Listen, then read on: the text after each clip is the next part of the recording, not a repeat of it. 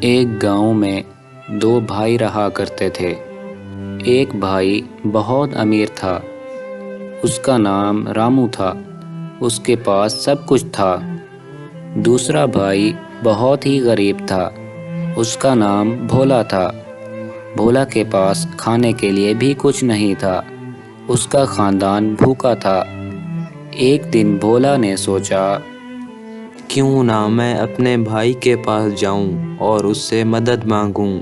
پھر بھولا اپنے بھائی کے پاس گیا۔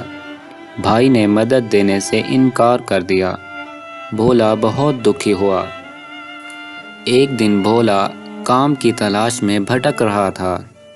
کام نہ ملنے کے کارن بھولا درخت کے نیچے بیٹھ گیا اور زور زور سے رونے لگا۔ میری یہ غریبی کب ختم ہوگی؟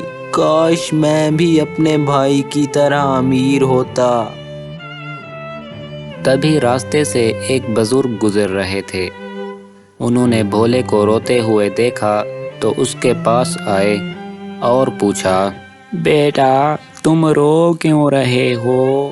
بابا میں بہت ہی غریب ہوں اور اپنے بچوں کو ایک وقت کی روٹی بھی نہیں دے سکتا۔ بیٹا تم میرے ساتھ آؤ۔ یہ سنتے ہی بھولا بابا جی کے پیچھے پیچھے چلنے لگتا ہے اور اس بزرگ کے گھر تک پہنچ گیا۔ یہاں پر ہی رکو بیٹا، میں ابھی آتا ہوں۔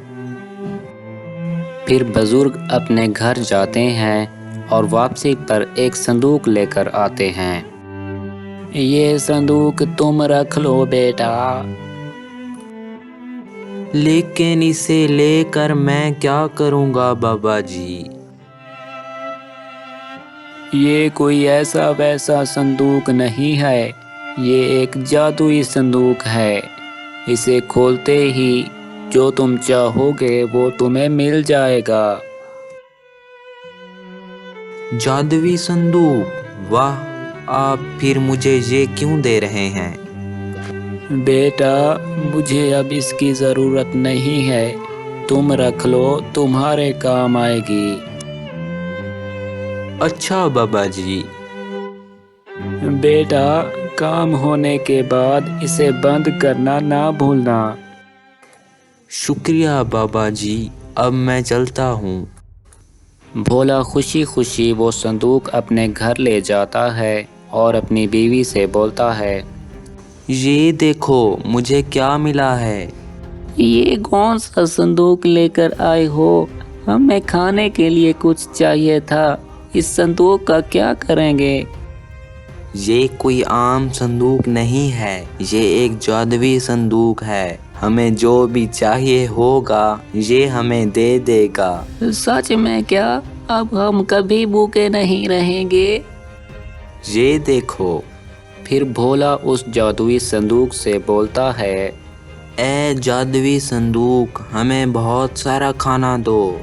پھر صندوق کھلتا ہے اور اس سے طرح طرح کا کھانا باہر آتا ہے۔ پھر بھولا اور اس کی بیوی نے پیٹ بھر کر کھانا کھایا اور صندوق کو بند کر دیا۔ پھر اس نے روز صندوق سے مختلف چیزیں نکالنا شروع کر دیں، کبھی دال، کبھی چاول اور کبھی بازار کا سامان۔ آہستہ آہستہ اس کی غریبی بھی دور ہونے لگی۔ ایک دن بھولا سامان لے کر بازار جا رہا تھا تو اس کے بھائی نے پوچھا، ارے بھائی کہاں جا رہے ہو؟ بس یہاں ہی بازار میں سامان بیچنے۔ کل تو اس کے پاس کھانے کو بھی کچھ نہیں تھا اور آج یہ بازار میں سامان بیچنے جا رہا ہے، آج اس کا پیچھا کروں گا۔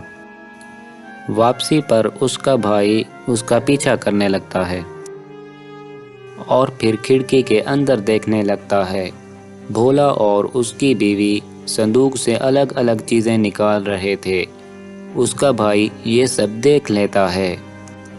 اچھا جادوئی صندوق تو یہ بات ہے، یہ جادوئی صندوق تو مجھے چاہیے ہی۔ رات ہوتے ہی بھولا چپکے سے اپنے بھائی کے گھر گھس جاتا ہے اور وہ جادوئی صندوق اٹھا کر بھاگ جاتا ہے۔ اب تو میں بھی امیر بن جاؤں گا۔ پھر رامو جنگل کی طرف بھاگنے لگتا ہے۔ اس صندوق کو میں گھر نہیں رکھ سکتا، ورنہ سب کو پتہ چل جائے گا۔ وہ بھاگتے بھاگتے تھک جاتا ہے اور پھر ایک گڑھے میں گر جاتا ہے۔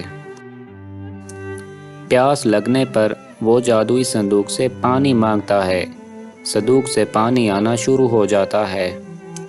ارے بس بس، اتنا ہی چاہیے، ارے بس بس، ابھی بند ہو جا۔ گڑھا پانی سے بھر جاتا ہے اور رامو کو تیرنا بھی نہیں آتا تھا اور وہ پانی میں ڈوب جاتا ہے۔ اس کہانی سے ہمیں یہ سبق ملتا ہے کہ جو ہمارے پاس ہے ہمیں اس پر خوش رہنا چاہیے اور اپنوں کی مدد کرنی چاہیے۔